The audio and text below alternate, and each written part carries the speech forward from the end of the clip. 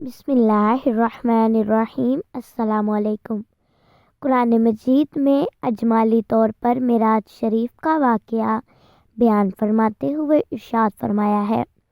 ترجمہ: پاک ہے وہ ذات جس نے اپنے بندے کو رات میں مسجد حرام سے مسجد اقصیٰ تک کا سفر کرایا، جس کے گرد اگر ہم نے برکتیں رکھی یہاں تک کہ ہم اسے اپنی آیات دکھائیں، بے شک اللہ تعالیٰ سننے والا جاننے والا ہے۔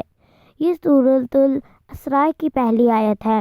اس میں اس بات کی تصریح ہے کہ اللہ تعالیٰ نے ایک رات رسول اللہ صلی اللہ علیہ وآلہ وسلم کو مسجد حرام سے لے کر مسجد اقصیٰ تک سیر کرائی، اور سورۃ النجم کی آیات میں اس تشریح کی حضرت صلی اللہ علیہ وآلہ وسلم نے عالم بالا میں اللہ تعالیٰ کی بڑی بڑی آیات ملاحظہ فرمائی۔ مسجد حرام اس مسجد کا نام ہے جو کعبہ شریف کے چاروں طرف ہے، اور بعض مرتبہ حرم مکہ پر بھی اس کا اطلاق ہوا ہے۔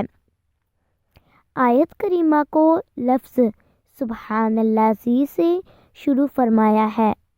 اس میں ان کم فہموں کے خیال و گمان کی تردید کی ہے جس واقعے کو محال اور ممتنع سمجھتے تھے، اور اب بھی بعض جاہل ایسا خیال کرتے ہیں۔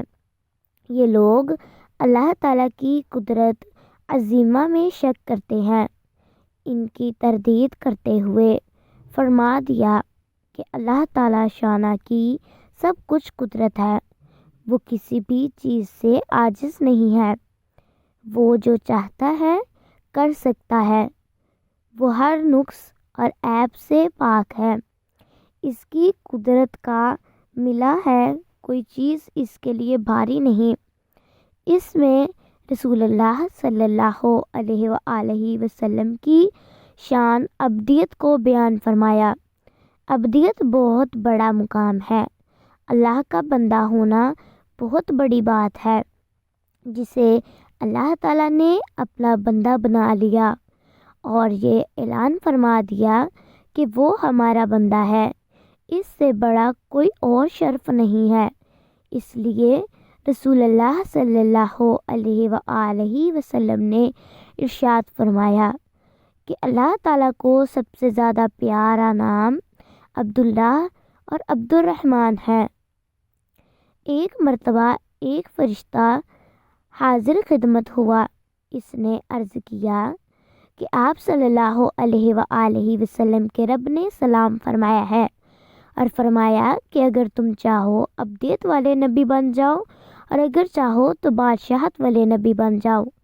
آپ صلی اللہ علیہ وآلہ وسلم نے مشورہ لینے کے لیے حضرت جبرائیل کی طرف دیکھا۔ انہوں نے تواضع اختیار کرنے کا مشورہ دیا۔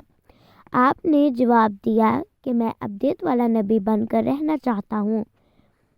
حضرت عائشہ رضی اللہ تعالیٰ عنہا جو حدیث کی راویہ ہیں، انہوں نے بیان کیا کہ اس کے بعد رسول اللہ صلی اللہ علیہ وآلہ وسلم تکیہ لگا کر کھانا نہیں کھاتے تھے۔ آپ صلی اللہ علیہ وآلہ وسلم فرماتے تھے کہ میں ایسے کھاتا ہوں جیسے بندہ کھاتا ہے، اور ایسے بیٹھتا ہوں جیسے بندہ بیٹھتا ہے۔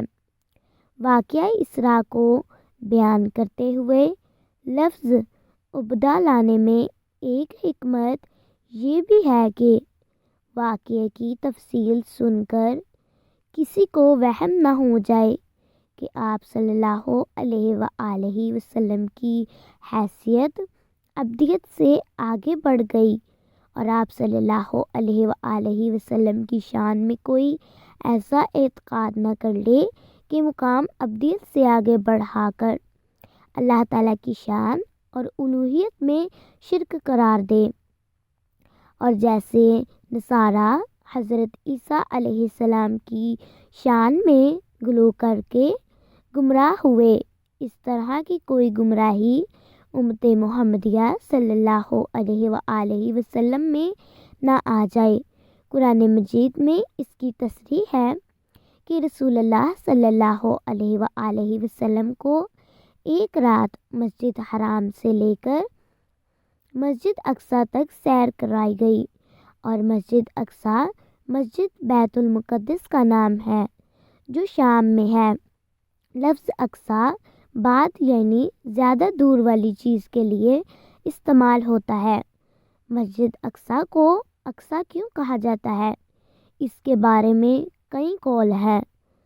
صاحب روح المعانی لکھتے ہیں چونکہ وہ حجاز میں رہنے والوں سے دور ہے اس لیے اس کی صفت اقصیٰ لائے گی، اور ایک قول یہ ہے کہ جن مساجد کی زیارت کی جاتی ہے ان میں سے وہ سب سے زیادہ دور ہے۔ کوئی شخص مسجد حرام سے روزانہ روانہ ہو تو پہلے مدینہ منورہ سے گزرے گا، پھر بہت دن کے بعد مسجد اقصیٰ پہنچے گا۔ جب اونٹوں پر سفر کرتے ہوتے تھے تو مسجد حرام سے مسجد اقصیٰ تک 40 دن کا سفر تھا، اور ایک قول یہ ہے کہ مسجد اقصیٰ اس لیے کہا گیا ہے کہ وہ گندی اور خبیث چیزوں سے پاک ہے۔ مسجد اقصیٰ کے بارے میں فرمایا گیا کہ جس کے چاروں طرف ہم نے برکت دی ہے، یہ برکت دینی اعتبار سے بھی ہے اور دنیاوی اعتبار سے بھی۔ دینی اعتبار سے تو یوں ہے کہ بیت المقدس حضرات انبیاء کرام علیہ السلام کی حدیث کی روشنی میں فرمایا گیا ہے، اس لیے اس مقدس واقعے کو اسراء اور معراج دونوں ناموں سے یاد کیا جاتا ہے۔ ہم پہلے سے ہی بخاری اور صحیح مسلم کی روایات نقل کرتے ہیں، ان میں سے پہلے سے ہی مسلم کی روایات لی ہے کیونکہ اس میں مسجد حرام سے مسجد اقصیٰ تک پہنچنے کا اور پھر عالم بالا میں تشریف لے جانے کا ذکر ہے۔ صحیح بخاری کی کسی روایت میں ہمیں مسجد حرام سے مسجد اقصیٰ تک پہنچنے کا ذکر نہیں ملا، اس لیے بخاری کی روایت کو بعد میں ذکر کیا گیا ہے۔ ویڈیو پسند آئی ہو تو لائک اور شیئر کر دیں۔ کمنٹ باکس میں اپنی رائے کا اظہار ضرور کیجیے گا۔ جزاک اللہ۔ اللہ حافظ۔